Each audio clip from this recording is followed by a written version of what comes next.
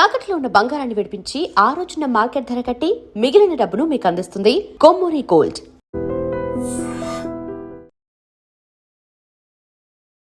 హైదరాబాద్ కుకట్పల్లిలో అత్యంత దారుణమైనటువంటి ఘటన. కుకట్పల్లిలో తల్లి తన ఇద్దరు పిల్లల్ని కూడా చంపేసి తాను కూడా ఆత్మహత్య చేసుకుని చనిపోయింది. చాలా బాధ కలిగించే విషయం. ఇద్దరు పిల్లలు కూడా 12 సంవత్సరాలు 10 సంవత్సరాలు, కౌశిక్, కార్తిక్.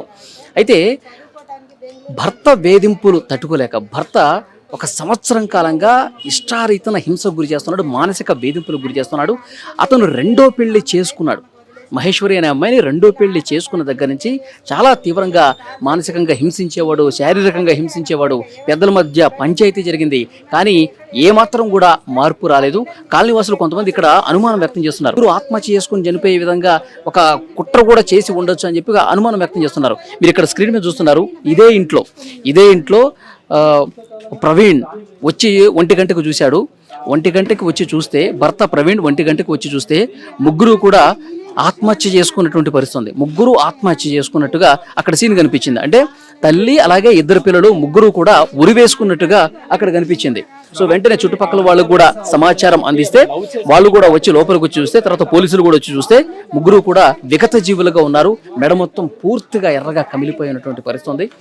సో అంటే ఇక్కడ కాలనీ వాసులు చెప్తున్నారు, రోజు గొడవే, ప్రతిరోజు కూడా ఇదే విధంగా కొట్టేవాడు, తిట్టేవాడు. ఇక్కడ రోడ్డు మీదకి వచ్చి ఆమె దెబ్బలు తాళలేక భరించలేక ఆమె అరుస్తూ ఉంటే లోపలికి తీసుకుపోయి మరి నోట్లో గుడ్డలు కుక్కు మరి కుట్టేవాడు. అంత దారుణంగా హింసించాడు. ఈ వ్యక్తితో నేను ఇక బతకలేను, ఇక నేను ఈ టార్చర్ నేను భరించలేను, మానసికంగా చాలా విసిగి వేసారిపోయానని చెప్పి ఇంకా ఆమె ఇక జీవితం నాకు వద్దని చెప్పి భావించి ఆ పిల్లల్ని కూడా చంపేసి, నిజంగా ఆ తల్లి ఎంత బాధపడి ఉంటుందండి.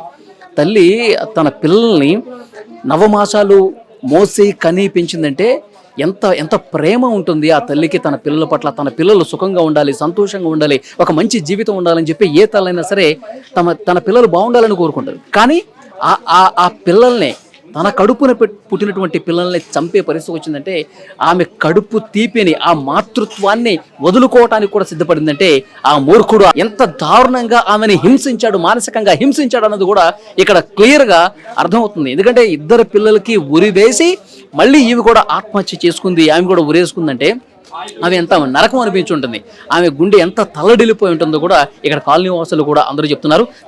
చాలా రోజులుగా ఇబ్బంది పడుతుందంట. సో కొన్ని సంవత్సరాలుగా వాళ్ళు బాగానే ఉన్నారు. ఇక్కడ ఇది ఓన్ హౌస్. ఇప్పుడు నేను చూపించినటువంటి హౌస్ ఏదైతే ఉందో అది ఓన్ హౌస్. వాళ్ళు కొన్నాళ్ళుగా సంతోషంగా ఉన్నారు, వాళ్ళ జీవితం సాఫీగానే జరుగుతుంది. ఎప్పుడైతే ఈ మహేశ్వరి అనే అమ్మాయి పరిచయం అయిందో ఆమె ప్రేమించిన తర్వాత వీళ్ళకి తెలియకుండా పెళ్లి చేశారండి. ఆ తర్వాత తెలిసేసరికి గుండె బద్దలైపోయింది. నేను ఉండగా, 2 పిల్లలు ఉండగా, పిల్లలు ఇంకా పెద్దగా అవుతున్నారు, వాళ్ళు ఉండగా కూడా ఎలా 2వ పెళ్లి చేసుకుంటాడు అంటే ఇక నన్ను వదిలించుకుందామని చెప్పి ఉద్దేశం వాడికి ఉంది. ఇక్కడ క్లియర్గా అర్థమవుతుంది. తర్వాత పెద్దలకి తెలిసింది, పోలీస్ స్టేషన్లో కేసులు అయ్యాయి, గొడవలు జరుగుతున్నాయి. మళ్ళీ వాళ్ళ ఊళ్ళకి వెళ్ళి పంచాయతీలు చేశారు. నేను ఈసారి బాగా చూసుకుంటాను, ఇక నేను వేరే అమ్మాయిని నేను చేసుకున్నాను కానీ ఇక క్లోజ్ చేసేస్తాను, నేను నీతోనే ఉంటాను, నాకు నువ్వే కావాలి స్రవంతి అని చెప్పి ఊళ్ళో మాయమాటలు చెప్పి నమ్మించి మోసం చేసి మళ్ళీ ఇక్కడికి తీసుకొచ్చి మళ్ళీ రోజు టార్చర్ అంట. ఇక్కడ కాలనీ ప్రెసిడెంట్తో కూడా మనం మాట్లాడాం. కాలనీ ప్రెసిడెంట్ ఇంటికి వెళ్ళి వాళ్ళు తమ బాధను కూడా వ్యక్తం చేసుకుందంట స్రవంతి. ఈ మనిషి మారతాడు అని చెప్పి నేను కొన్ని రోజుల పాటు వెయిట్ చేశాను, ఇంకా మారతాడు అనుకుంటే అసలు ఏమీ మారలేదంటే కాలనీ ప్రెసిడెంట్ కూడా మారు బాబు, ఎందుకు ఈ విధంగా టార్చర్ చేస్తున్నారు, పిల్లలు పెద్దవాళ్ళు అవుతున్నారు, వాళ్ళని మంచిగా చదివించాలి, మంచిగా వాళ్ళకు ఉన్నత భవిష్యత్తును కల్పించాలి, మంచిగా ఉండండి అని చెప్పి వాళ్ళు కూడా నచ్చజెప్పే ప్రయత్నం చేశారు. కానీ వాళ్ళ అందరి ముందు, అటు ఊళ్ళో పెద్దలు కావచ్చు, ఇక్కడ కాలనీ ప్రెసిడెంట్ ముందు కావచ్చు, సో చాలా చక్కగా చాలా వినయంగా నేను మారిపోతాను, నేను ఎలాంటి గొడవలు పెట్టను, నేను మంచిగా చూసుకుంటాను, నాకు 2 మగపిల్లలు ఉన్నారు, వాళ్ళని కూడా బాగా చూసుకుంటానని చెప్పి ఈ విధంగా కళ్ళబుల్లి కబుర్లు చెప్పి నయవంచనకు గురి చేసి మోసం చేసి మళ్ళీ యథావిధిగా ఇంట్లోకి వచ్చిన తర్వాత గొడవలు స్టార్ట్ చేసేవాడు, తాగొచ్చేవాడు, కొట్టేవాడు, తిట్టేవాడు, రోడ్డు మీద పడేసి కొట్టేవాడు. ఇంత టార్చర్ చేశాడు కాబట్టి ఇక వీడు ఇంకా ఆ అమ్మాయి ట్రాప్లోనే ఉన్నాడు. ఆ మహేశ్వరి అనే అమ్మాయి ఎవరైతే ఉందో ఇంకా ఆమెతోనే ఉన్నాడు. ఇక నన్ను వదిలించుకుందాం అనుకుంటున్నాడు, ఇక నాకు జీవితం లేదు, ఇంకా నేను బతకటం వేస్ట్, నేను లేకపోతే నా పిల్లలు ఎట్లా, నేను లేకపోతే నా పిల్లలకి జీవితం ఏది అని ఆమె ఇక కుంగిపోయింది, మానసికంగా పూర్తిగా కృంగిపోయింది. కాబట్టి ఈరోజు ముగ్గురు పిల్లల్ని తను బయటికి వెళ్ళాడు. భర్త ప్రవీణ్ బయటికి వెళ్ళిన తర్వాత ఉదయం 10 గంటల ఆ సమయంలో కావచ్చు తన ఇద్దరు పిల్లల్ని చంపేస్తే ఇద్దరు పిల్లల్ని కూడా హ్యాంగింగ్ చేసి, అంటే ఇద్దరు పిల్లల్ని కూడా 10 సంవత్సరాలు 12 సంవత్సరాల పెద్ద పిల్లల్ని కూడా ఉరివేసి చంపేసి ఆ తర్వాత తను కూడా చనిపోయిందంటే నిజంగా ఎవరికైనా ఈ ఘటన వింటే దీనికి సంబంధించినటువంటి సమాచారం తెలిస్తే కనుక కళ్ళమ్మట నీళ్ళు వస్తాయి. ప్రతి ఒక్కరి గుండె ద్రవిస్తుంది. ఎందుకంటే ఆ తల్లి గుండె ఎంత తల్లడిల్లిపోయి ఉంటుంది, ఆ తల్లి గుండె ఎంత భారమై ఉంటుంది.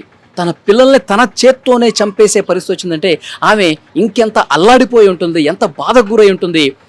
అసలు ఈ డెసిషన్ తీసుకోవడానికి ఆమె ఎన్ని నిద్రలేని రాత్రులు గడుపుంటుందో కూడా ప్రతి ఒక్కరూ ఈ విషయం చూసిన తర్వాత ఈ కాలనీ వాసులే కాదు, మొత్తం టీవీలు చూస్తున్న వాళ్ళు ప్రతి ఒక్కరు కూడా నిజంగా కన్నీళ్లు పెట్టుకుంటున్న పరిస్థితుంది. ఆ తల్లికి ఎంత కష్టం వచ్చిందో అంటూ వాళ్ళందరూ కూడా తమ బాధని వ్యక్తం చేస్తున్నటువంటి పరిస్థితుంది. వీడు ప్రవీణ్ మధ్యాహ్నం 1 గంటకు చూస్తే ముగ్గురు హ్యాంగింగ్ చేసుకుని ఉన్నారంట. అయితే ఇక్కడ ఇంకొక అనుమానం కూడా వ్యక్తం చేస్తూ ఉన్నారు.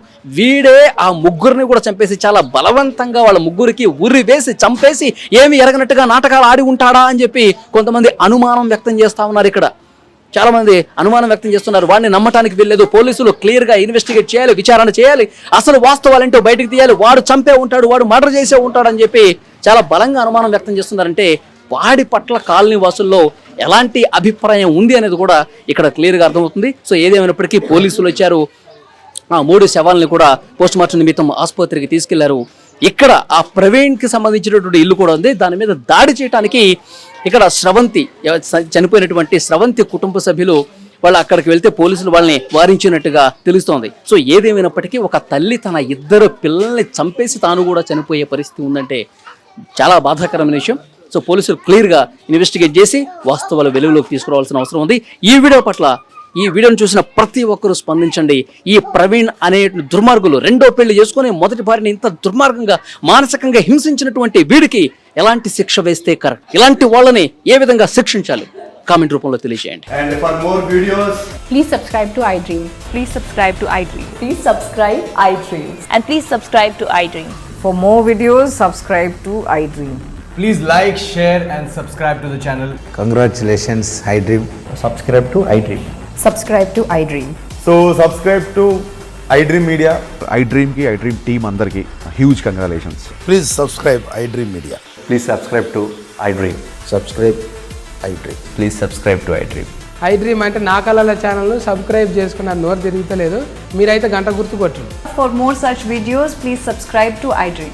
Subscribe to iDream. Please subscribe to iDream. Please subscribe iDream Media. Please do subscribe to iDream. Please subscribe to iDream Media. For best entertainment and information, please subscribe iDream. And don't forget to subscribe to iDream.